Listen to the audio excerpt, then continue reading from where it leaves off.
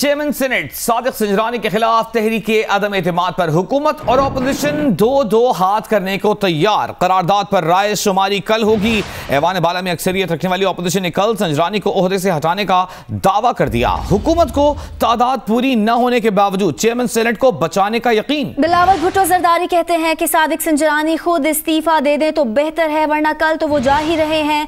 मुत्तहिदा opposition के उम्मीदवार हासिल बजिंजो ने कहा है कि जब डब्बे खुलेंगे तो उनके वोट पूरे होंगे। ऐवान बाला में कायदे ऐवान सेनेटर शिबली फराज ने कहा है कि सादिक संजरानी के इस्तीफे का सवाल ही पैदा नहीं होता, वो आखिरी वक्त तक मुकाबला करेंगे। हुकूमती हमारे साथ मौजूद है नुमाइंदा जियो न्यूज नौशीन यूसुफ। नौशीन, आपकी तरफ आते हैं। हुकूमती अरकान दावा कर रहे हैं कि सादिक संजरानी इस्तीफा हरगिज नहीं देंगे, मुकाबला करेंगे, लेकिन सुबह से ही इस्लामाबाद में सादिक संजरानी की अफवाहें गर्दिश कर रही हैं, ऐसा क्यों? बिल्कुल इस तरह की बातें गर्दिश कर रही थी, लेकिन अब बहुत कंफर्म हो चुका है कि चेयरमैन सेनेट जो है सादिक संजरानी वो मुस्ताफी नहीं हो रहे। ये कंफर्मेशन हुई है और कल वोटिंग भी होने जा रही है, क्योंकि अब सेनेट ने एजेंडा तैयार कर लिया है। 4 नुकाती एजेंडा है सेनेट का कल के इजलास के लिए, जिसमें जो पहले तो तहरीक पेश करने की इजाजत चाही जाएगी चेयरमैन सेनेट की रिमूवल के लिए, जो कि अपोजिशन की जानिब से दी गई है, और उसमें 26 सेनेटर्स को खड़े होना है। और उसके लिए उसके बाद करारदाद होगी। करारदाद पर खुफिया तरीके से राय शुमारी की जाएगी, जिसके लिए बैलेट बॉक्सेस और जो पोलिंग बूथ हैं वो सेनेट सेक्रेटेरिएट जो पहुंचा दिए गए हैं, सेनेट हॉल में पहुंचा दिए गए हैं। जबकि यही तरीकाकार फिर फॉलो किया जाएगा डिप्टी चेयरमैन सेनेट के रिमूवल के लिए। तो ये 4 नुकाती एजेंडा होगा। इसके अलावा आज सेनेट में और पार्लियामेंट हाउस में काफी सरगर्मियां रही। यहाँ पर बिलावल भुट्टो जरदारी की जानिब से जोहराना दिया गया अपोजिशन के लीडर्स के एजाज में, जिसमें तकरीबन 58-59 के करीब सेनेटर जो थे अपोजिशन के वो शरीक हुए। लेकिन आज एक और अहम इशाया दिया जा रहा है, जो कि हासिल बजिंजो की जानिब से, नेशनल पार्टी की जानिब से, जिसमें आज रात भी काफी सेनेटर्स उधर ऑपोजिशन के आएंगे। जबकि आज रात ही हुकूमत की जानिब से सेनेटर शिबली फराज, सेनेटर फिदा मोहम्मद के घर पर हुकूमत के जो सेनेटर्स हैं उनके एजाज में इशाया दिया जा रहा है। हुकूमत का दावा है कि उनके साथ 36 सेनेटर्स है। ऑपोजिशन कहती है कि 64 सेनेटर्स जो हैं वो कल वोट देंगे। जबकि हुकूमती बेंचेस पे बैठे हैं सेनेटर जहांजेब जमालदीनी, जिनका BNP मैंगल से ताल्लुक है। उनके हवाले से ये इत्तलात हैं, वो कहते हैं कि वो कल फैसला करेंगे कि वो किसको वोट देने जा रहे हैं। लेकिन ये एक वोट होगा जो अगर उन्होंने ऑपोजिशन के हक में दे दिया तो ऑपोजिशन को एक इजाफी वोट मिलेगा, जबकि हुकूमत का कम हो जाएगा। इसी तरह अगर हम देखें तो कल सुबह, क्योंकि कल सुबह इलेक्शन का डे है, तो 11:30 बजे एक ब्रंच का इस्तेमाल किया गया, और ये ब्रंच दे रही है मुस्लिम लीग नून पार्लियामेंट हाउस में। जिसके बाद कल 2 बजे सेनेट का वो इंतहाई अहम इजलास होने जा रहा है, जिसमें चेयरमैन और डिप्टी चेयरमैन सेनेट की जो रिमूवल की करारदाद है, उनको हटाने की वजह से करारदाद है, वो जेर गौर लाई जाएंगी। और उस इजलास के जो प्रिजाइडिंग ऑफिसर है वो बैरिस्टर मोहम्मद अली सैफ को तकर्रुर कर दिया है प्रेसिडेंट ने। वो चलाएंगे इजलास, पहले चेयरमैन की और फिर डिप्टी चेयरमैन की जो है वो वोटिंग होगी। और इस हवाले से इंतहाई अहम बात यह है कि ऑपोजिशन ने इस हवाले से फैसला किया है कि जब चेयरमैन सेनेट की तहरीक पेश की जाएगी तो सारे ऑपोजिशन सेनेटर्स खड़े होंगे। लेकिन जब ऑपोजिशन बहुत शुक्रिया नौशीन यूसुफ। कल होने वाले इंतखाब से मुताल्लिक़ हमें आगाह कर रही थी। अभी आपको ले चलते हैं इस्लामाबाद। मावन खुसूसी इत्तलात फिरदौस आशिक अवान तकरीब से खिताब कर रही हैं। उसी मैसेज को जो सरदार मोहम्मद इब्राहिम खान साहब का मैसेज था, उस मैसेज को दुनिया की सुपर पावर के सदर के सामने आंखों में आंखें डाल के उसको एक डिस्प्यूटेड इशू मनवाते हैं, और अमेरिका को या दीगर इंटरनेशनल फोरम्स पे जो कश्मीरियों का डिस्टॉर्टेड फेस हिंदुस्तानी क़यादत, हिंदुस्तानी मीडिया और हिंदुस्तानी फौज ने पेश किया, आपके वज़ीर आज़म ने कश्मीरियों की जो जदोजहद है, जो कश्मीरियों का राइट ऑफ सेल्फ डिटरमिनेशन। मावन खुसूसी इत्तलात फिरदौस आशिक अवान इस्लामाबाद में तकरीब से खिताब कर रही थी। एक बार फिर बात करेंगे सेनेट इंतखाबात की। वफाकी वजीर रेलवे शेख रशीद अहमद का कहना है कि कल सेनेट के इंतखाबात में कामयाबी सादिक संजरानी की होगी। जो सियासी टार्जन बनने की कोशिश कर रहे हैं वो मारे जाएंगे। उन्होंने कहा कि नवाज, शहबाज और बिलावल का कोई सियासी मुस्तकबिल नहीं। ये लोग अपनी औलाद को आगे लाने की तहरीक चला रहे हैं। ये बांटते अपनी औलाद को और डांटते अवाम को हैं। कल इंशाअल्लाह मुझे उम्मीद है कि सेनेट का इलेक्शन संजरानी साहब जीतेंगे। जो ये हालात पैदा हुए हैं ये इन्हीं चोरों और लुटेरों के पैदा हुए हैं। बजाय शर्मिंदा होने के ये टार्जन बनने की कोशिश कर रहे हैं। ये मारे जाएंगे सियासी तौर पे। 3-4 महीने हमारे लोगों के और इम्तहान के हैं।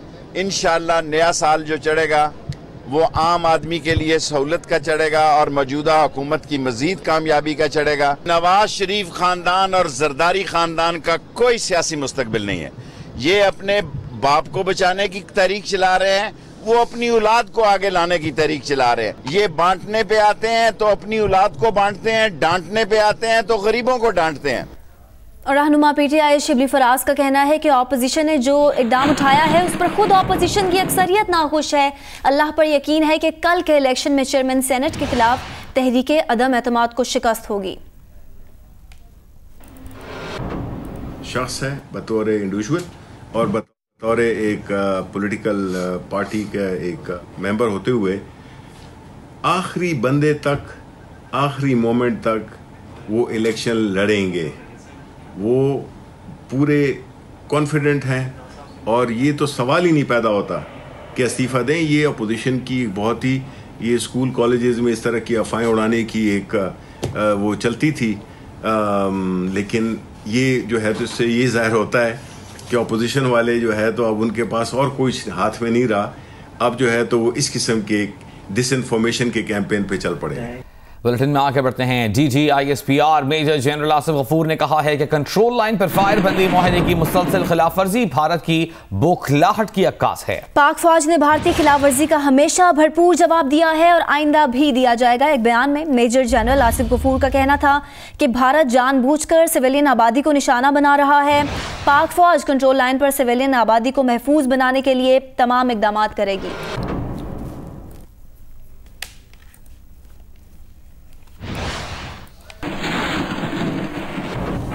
कराची में होने वाली मूसलाधार बारिशों के बाद करंट लगने से होने वाली हलाकतों पर हुकूमत सिंध ने के इलेक्ट्रिक के खिलाफ कानूनी कार्रवाई करने की ठान ली है। वज़ीर बल्दियात सिंध सईद गनी कहते हैं कि जाँ-बहक होने वालों के लवाहिकीन को हुकूमत सिंध इखलाकी तौर पर मुआवजा भी अदा करेगी।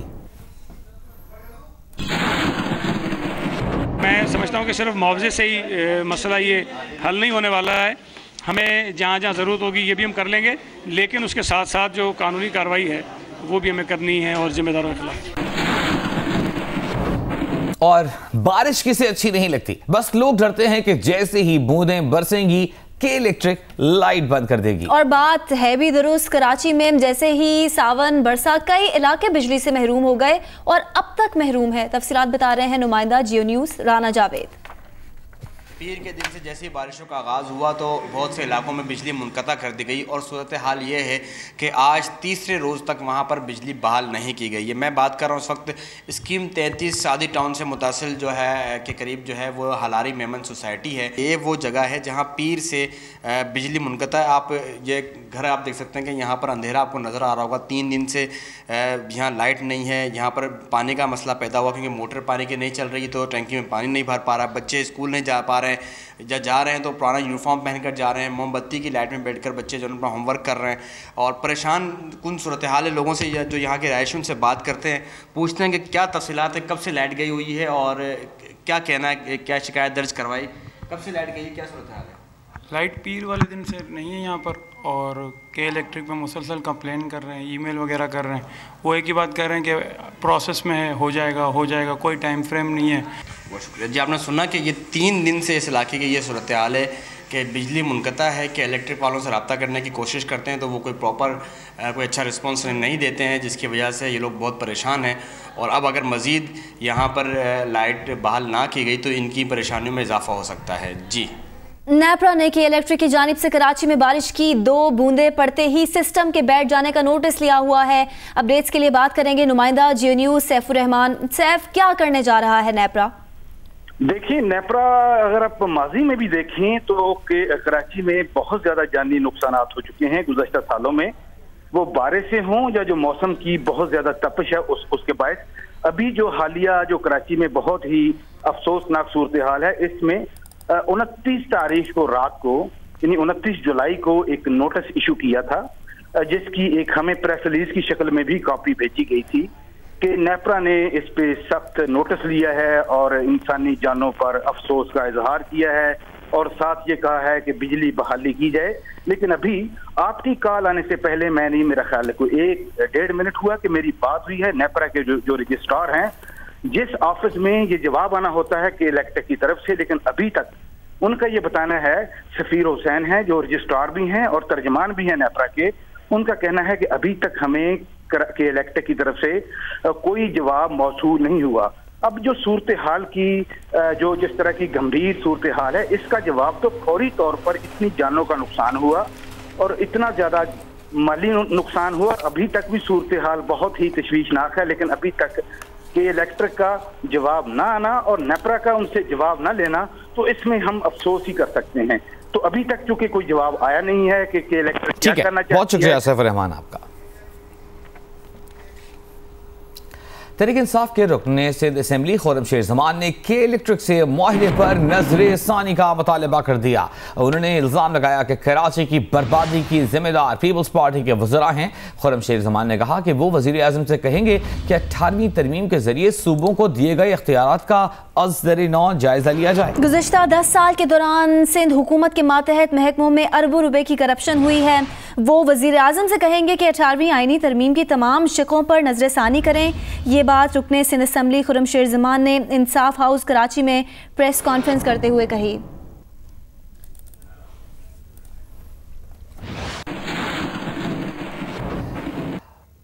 बारिश खत्म हुए 30 घंटे से ऊपर हो चुके हैं, लेकिन अभी तक पानी नहीं निकाला जा सका। बारिश के पानी की वजह से कराची में क़य्यूमाबाद पुल के इर्द गिर्द ट्रैफिक सुस्त रवैये का शिकार है। अपडेट कर रही हैं जिनिस की नुमाइंदा सनोविया चौधरी। सनोविया जी, इस वक्त हम मौजूद हैं केपीटी फ्लाईओवर पे। उसकी वजह यह है कि जो कोरंगी नदी है वो ओवरफ्लो कर गई है, जिसकी वजह से वो लोग जिन्होंने कोरंगी क्रॉसिंग जाना था वो अब नहीं जा पा रहे हैं और कोरंगी क्रॉसिंग के लिए जाने वाला रोड जो है वो बंद कर दिया गया है और इस केपीटी फ्लाईओवर से लोग होते हुए जाम सादिक पुल की जानिब जा रहे हैं। तो ये जो पूरा केपीटी फ्लाईओवर है, जाम सादिक ब्रिज है, यहाँ पर ट्रैफिक का दबाव बहुत ज़्यादा बढ़ गया है और ट्रैफिक की रवानी मुतासर भी हो रही है और जो ट्रैफिक है वो यहाँ से भी जारी है और इसके अलावा एक्सप्रेस वे की जानिब जो है वो ट्रैफिक जा रहा है। अगर आप एक्सप्रेस वे की सिचुएशन देख सकें तो यहाँ पर भी जो है वो हम देख रहे हैं कि ट्रैफिक यहाँ से जा रहा है और इसके अलावा यहाँ पर भी बारिश का पानी जो है वो बहुत ज़्यादा जमा है, बारिश का और गटर का पानी जमा है,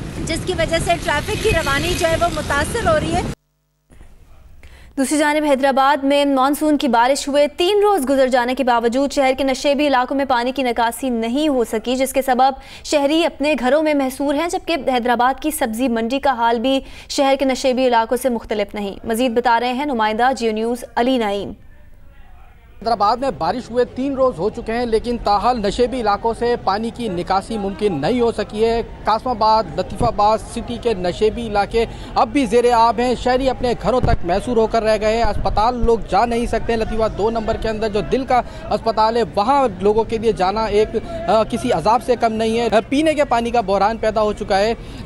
इस सारी सूरत हाल के अंदर ज़िला इंतज़ामिया हो या फिर बल्दिया आला हैदराबाद हो या कासमाबाद की म्यूनसिपल कमेटी हो, सारे ही बारिश के पानी की निकासी के जो अमल है उसके अंदर बिल्कुल नाकाम नजर आए। आज पाकिस्तान आर्मी जो है वो भी लतीफ़ाबाद 2 नंबर पहुंची है, पानी की निकासी को मुमकिन बनाने की कोशिश कर रही है। इस वक्त भी मैं हैदराबाद की सब्जी मंडी में मौजूद हूँ, जहाँ पर इस वक्त भी पानी खड़ा हुआ है और यहाँ पर जो मजदूर तबका है, इसके साथ ही साथ जो यहाँ पर व्हीकल्स आ रही हैं, उन सबको यहाँ पर पहुँचने में इंतहाई दुश्वारी का सामना है। हर कोई इंतज़ामिया की जानिब देख रहा है, लेकिन इंतज़ामिया का आलम यह है कि ज़िला सेक्रेटेरिएट के अंदर जो है वहाँ पर भी पानी जमा है। खैबर पख्तूनख्वा में लैंडस्लाइडिंग, बारिशों और सैलाबों के बायस 6 दिनों में 16 अफराद जान की बाजी हार गए, 12 घर मुकम्मल तबाह हो गए, 25 घरों को जुज़वी नुकसान पहुंचा। PTM खैबर पख्तूनख्वा के मुताबिक बारिशों और सैलाब से 30 अफराद जख्मी हुए हैं।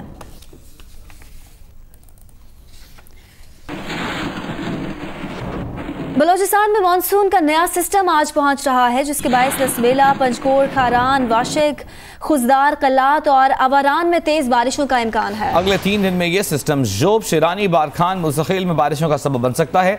महकमा मौसमियात के मुताबिक तेज बारिशों के बायस सैलाब और नदी नालों में तुग़यानी का खदशा है। सूबाई हुकूमत ने PDMA और ज़िला हुक्काम को अलर्ट कर दिया है।